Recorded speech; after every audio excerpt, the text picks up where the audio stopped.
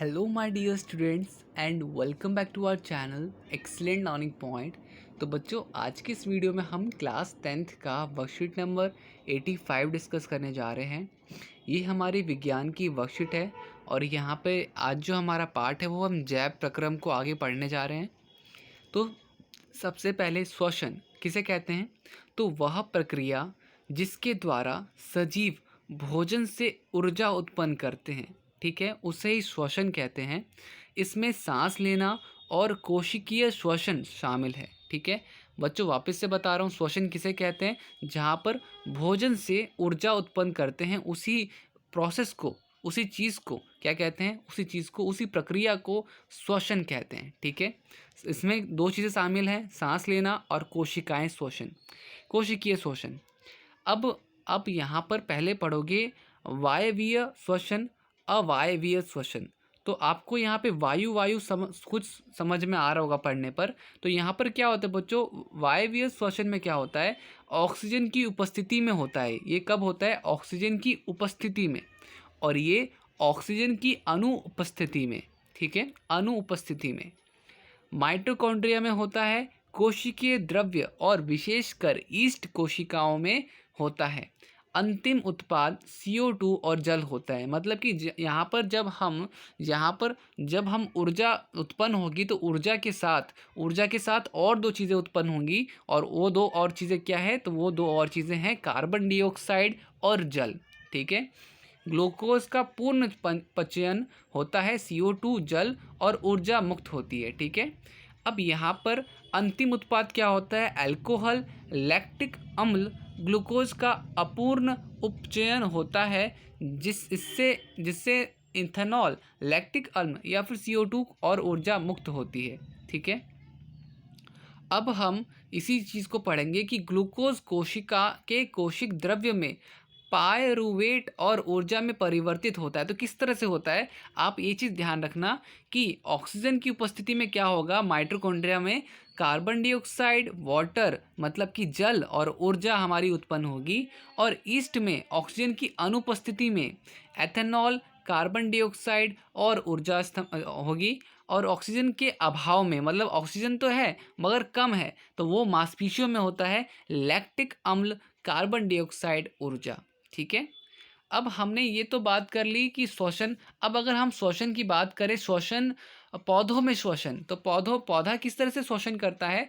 तो पौधे गैसों का आदान प्रदान रंध्र द्वारा करते हैं। पौधों की कोशिकाओं में कार्बन डाइऑक्साइड तथा ऑक्सीजन की आदान प्रदान विसरण विधि द्वारा होता है। पत्तियों में स्टोमेटा और कठोर एवं काष्ठ तने में लेंटिसेल श्वसन अंग हैं। स्थलीय जंतु वायुमंडलीय ऑक्सीजन लेते हैं, परंतु जलीय जंतु जल में विलय ऑक्सीजन की उपयोग करते हैं। तो बच्चों, हम सब क्या करते हैं? हम सब कैसे हैं? हम सब कैसे जीव हैं? तो हम सब स्थलीय जंतु हैं। हम सब किस में आएंगे? जो कि स्थल में रहते हैं। तो हम सब तो एटमॉस्फेयर जो होता है, एटमॉस्फेयर वायुमंडल जो होता है, उससे हम ऑक्सीजन ले लेते हैं बड़े आराम से। पर जो जल में जीव होते हैं, मछलियाँ वगैरह, शार्क वगैरह, और जितने भी जल के जानवर हैं, जल के जीव हैं, वो ऑक्सीजन कहाँ से लेते हैं? वो पानी में से। पानी में हमारा क्या होता है? H2O होता है। तो हम पानी के अंदर का ऑक्सीजन लेते हैं, हम नहीं, मतलब कि जो क्या कहते हैं, आपका जलीय जंतु है, ठीक है, जो जल के अंदर रहने वाले जीव हैं, वो पानी के अंदर से ऑक्सीजन लेते हैं। और अब हम सब क्या है? हम सबको बड़ी आसानी से ऑक्सीजन मिल जाता है। हम सब बड़ी धीमे से ऑक्सीजन लेते हैं, बट वहाँ पे उनको ऑक्सीजन लेने के लिए बहुत ज़्यादा तेज़ी से सांस लेना पड़ता है, ठीक है।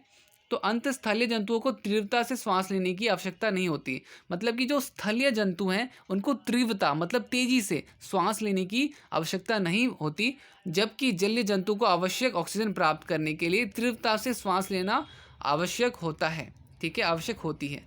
तो ये चीज़ें तो होगी बच्चों हमारी बेसिक चीज़ें। अब इसके बेसिस पे हमसे कुछ प्रश्न उत्तर पूछे जा रहे हैं, तो हम उन प्रश्नों का भी उत्तर कर लेते हैं। तो आपको पहला प्रश्न दिख रहा होगा बच्चों, वायवीय और अवायवीय श्वसन के बीच अंतर लिखो। तो आप बच्चों यहाँ से लिख सकते हो, ये रहा हमारा पहला आंसर। ऑक्सीजन की उपस्थिति में होता है वायवीय श्वसन, ग्लूकोज का पूर्ण उपचयन होता है, कार्बन डाइऑक्साइड, पानी और ऊर्जा मुक्त होती है, यह कोशिका द्रव्य व माइटोकॉन्ड्रिया में होता है और अधिक ऊर्जा उत्पन्न होती है, जैसे कि 36 ATP। उदाहरण मानव।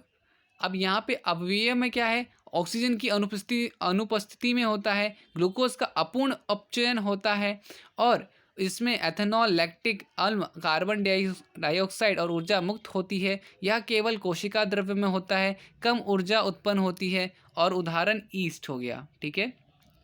इसके बाद दूसरा प्रश्न था, अभिकथन था हमारा कि स्टोमेटा पत्ती की सतह पर पाए जाने वाले छोटे छिद्र को कहते हैं। ठीक है बच्चों, ये तो बिल्कुल सही है, 100% सही है सर। कारण गैसीय विनिमय इन्हीं रंध्रों द्वारा होता है, बिल्कुल सही है बच्चों, कारण भी सही है। तो यहाँ पे हमारे पास क्या होगा, हम यहाँ पे ए जो है उसको सही बोलेंगे कि भैया ए और आर दोनों सही हैं तथा आर अभिकथन ए की सही व्याख्या है। ठीक है, तो हमारा सेकंड का आंसर हो जाएगा ए। इसके बाद पायरुवेट के विखंडन से यह कार्बन डाइऑक्साइड, जल तथा ऊर्जा देता है और यह क्रिया होती है। अब बच्चों यहाँ पर क्या होगा, तो यहाँ पे सी हमारा सही होगा। ये किस में होता है, माइटोकॉन्ड्रिया में होता है। ठीक है, तो थर्ड का आंसर भी हो गया हमारे पास। हमारे पास फोर्थ क्वेश्चन क्या है, ग्लूकोज के ऑक्सीकरण से विभिन्न जीवों में ऊर्जा प्राप्त करने के लिए विभिन्न पथ क्या हैं। तो ये देखो आपके साइंस की बुक में बना होगा बच्चों, एनसीईआरटी साइंस की बुक में बना होगा। ये सेम आपको पूरा का पूरा बनाना है, बिल्कुल सेम। ठीक है, तो यहाँ पे मैंने आपको बता रखा है कि ग्लूकोज जो होता है 3 तरह से आपका ऊर्जा प्रदान करता है। एक तो होता है ऑक्सीजन की अनुपस्थिति में, एक होता है ऑक्सीजन के अभाव में और एक होता है ऑक्सीजन की उपस्थिति में। उपस्थिति में आप एग्जाम्पल में उदाहरण में लिखोगे माइटोकॉन्ड्रिया, इसमें लिखोगे ईस्ट में और इसमें लिखोगे हमारी पेशी कोशिकाओं में। ठीक है, क्या क्या बनता है, एथेनॉल, कार्बन डाइऑक्साइड और इसके बाद लैक्टिक अम्ल ऊर्जा, कार्बन डाइऑक्साइड, जल ऊर्जा। ठीक है, ये चीज़ें ध्यान रखना। तो ये हमारा चौथा प्रश्न हो जाएगा। पांचवा प्रश्न बच्चों बड़ा सिंपल सा है, श्वसन के लिए ऑक्सीजन प्राप्त करने की दिशा में एक जलीय जीव की अपेक्षा स्थलीय जीव किस प्रकार लाभप्रद है। तो बच्चों मैंने आपको बताया था कि जलीय जीव में घुली ऑक्सीजन को विभिन्न अंगों द्वारा ग्रहण करके श्वसन की प्रक्रिया करते हैं और जल में विलय ऑक्सीजन की मात्रा वायु में ऑक्सीजन की मात्रा की तुलना में बहुत कम है, इसलिए जलीय जीवों की श्वास दर स्थलीय जीवों की अपेक्षा द्रुत होती है। इसके विपरीत स्थलीय जीवों की श्वसन की क्रिया आसान तथा धीरे होती है। ठीक है, तो यहाँ पे फिफ्थ क्वेश्चन का ये हमारा उत्तर हो जाएगा और यहाँ पे बच्चों हमारी ये जो वर्कशीट है वो भी ख़त्म हो जाती है। तो उम्मीद करता हूँ सारी चीज़ें आपको समझ में आई होंगी।